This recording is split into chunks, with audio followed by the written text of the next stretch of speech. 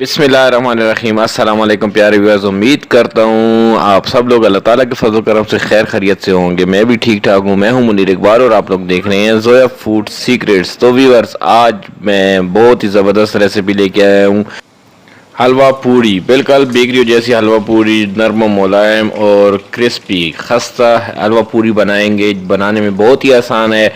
जुड़े रहिए मेरे साथ, वीडियो को आखिर तक देख। अगर आप लोग मेरे चैनल पे नए हैं तो प्लीज़ मेरे चैनल को सब्सक्राइब कर दें। Thank you.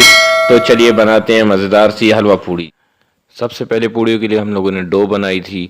अगर यही वीडियो आप लोगों को तफसील से देखनी है, मुकम्मल देखनी है, तो मेरे चैनल पे जाइए, वहाँ पे मुकम्मल वीडियो आपको आसानी से मिल जाएगी।